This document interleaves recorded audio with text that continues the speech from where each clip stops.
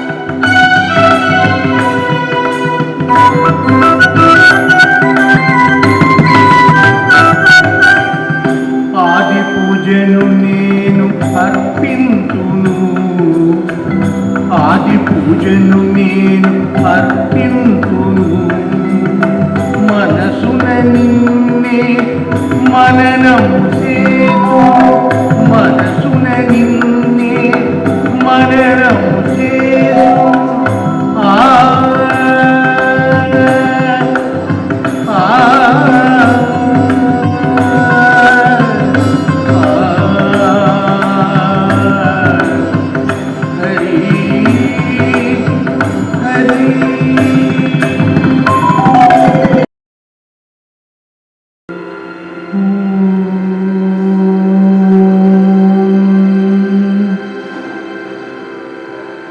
ఓం నమో భగవతే దక్షిణామూర్తయే,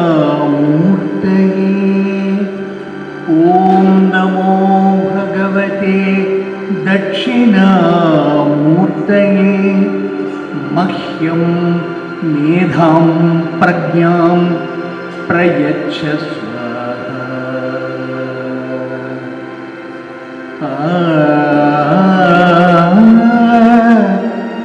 గురవే సర్వలోకానాం భిషజే భవరోగిణాం నిధయే సర్వవిద్యానాం దక్షిణామూర్తయే నమః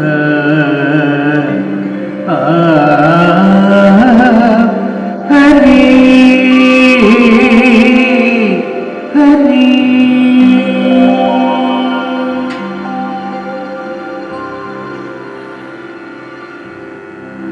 మౌనమే నీ భాష ధ్యానమే నీ ధ్యాస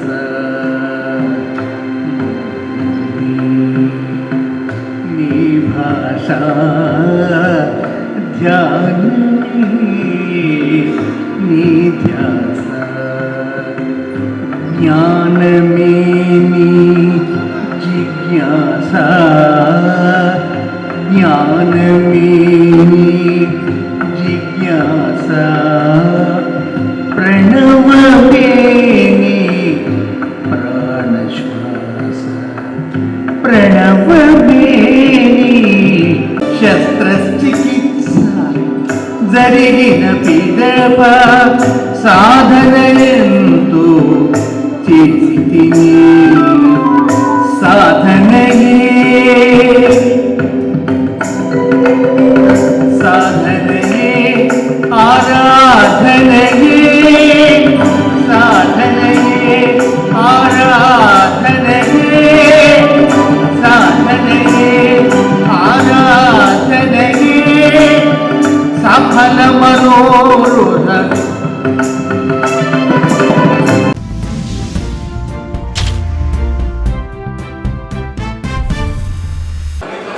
ఇది నా 430వ సంగీత గేయధార. అనేకమైన కార్యక్రమాలు చెన్నైలో కూడా చేయటం జరిగింది. ఈరోజు శోభారాజా గారి ఆధ్వర్యంలో ఈరోజు కార్యక్రమం ఇక్కడ చేయటం, అస్వస్థతకు గురై దాదాపు 10 నెలలు నేను పాడలేదు. దాని తర్వాత పునరారంభం ఈరోజే ఇది శుభారంభంగా నేను భావించి ఈరోజు మొదలు పెడుతున్నాను.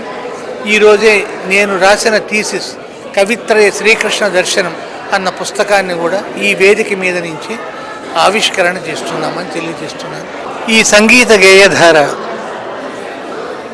అవధాన ప్రక్రియను పోలి ఉంటుంది కానీ ఇది అవధానం కాదు.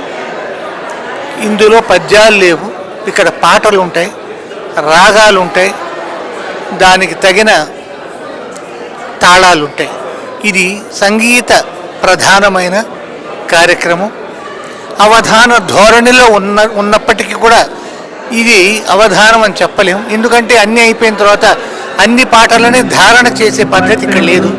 పాటంతా పాడాలంటే అది 4 పాదాలకి పరిమితమైంది కాదు, ఎన్నో దాదాపు 5-6 పాటలు పాడవలసి వస్తుంది.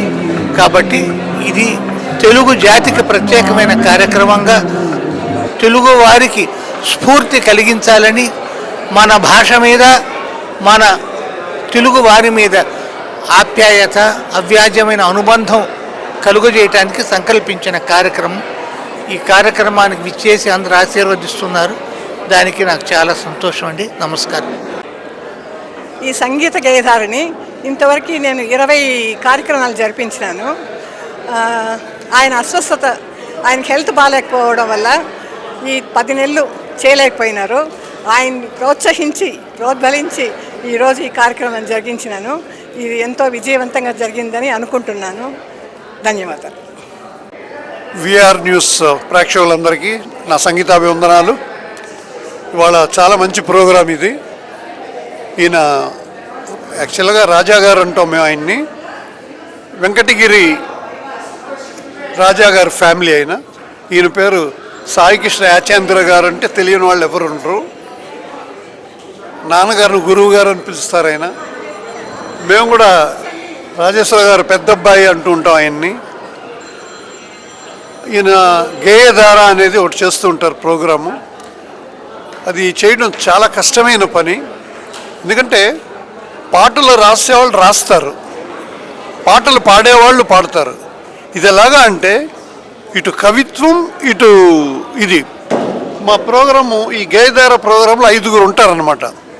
ఒకళ్ళు రాగాన్ని అడుగుతారు, ఒకళ్ళు నాకు క్రికెట్ అనే పదం మీద ఒక పాట కావాలి అంటారు. ఇప్పుడు ఏఐ వచ్చింది, ఆర్టిఫిషియల్ ఇంటెలిజెన్స్, అది ఏది అడిగినా చేసేస్తుంది. అవన్నీ పుట్టక ముందే ఈయన పుట్టారనమాట. ఏ అంతా ఇవాళ వచ్చింది. వాళ్ళు అడిగిన దాని మీద ఇవాళ ప్రోగ్రాంలో శోభా గారు చాలా గొప్ప వ్యక్తి. ఆవిడ చాలా మంచి కార్యాలు చేస్తూ ఉంటారు. దానికి మన విఆర్ ఛానల్ కూడా భలే సపోర్ట్ ఆవిడికి.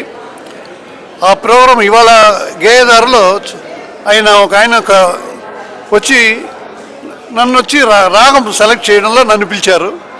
నాకు నచ్చిన రాగాలు ఎవరెవరు ఏది అడిగారో వాళ్ళందరినీ దానికి తగినట్టుగా రాగం ఒక దేశభక్తి మీద ఒకటి పాడాలి అన్నారు. ఏంటంటే ఆయన మెడ్రాస్లో చేస్తున్నాం, చెన్నైలో చేస్తున్నాం కాబట్టి తమిళ్ ఇన్ఫ్లుయెన్స్ ఉండాలని మామీ తాత ఇలాగా అది ఒక ఆయన అడిగారు అనమాట. మామీ అని రావాలి సార్, తాత అని ఒకటి రావాలి, తర్వాత అత్త అని రావాలి అన్నారు. మేము అనుకున్నాం ఏం పాడతాడు ఈయన, ఎలా పాడగలరు అప్పటికప్పుడు అంటే.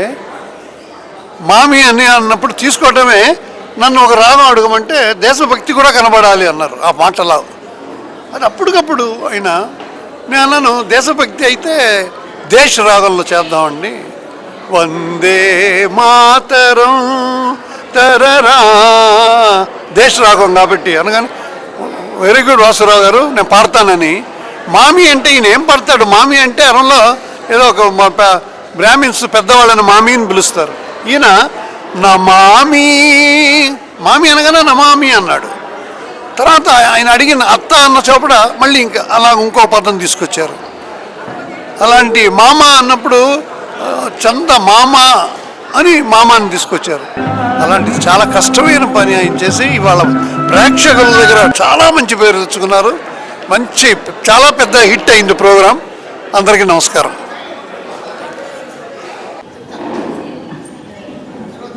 రాజేశ్వరరావు గారు చెప్పాలి. వారు చేసిన పాటలు నేను చాలా పాడాను. ఇప్పుడు పాడడానికి కాదు, కూర్చోడానికి రాలేదు.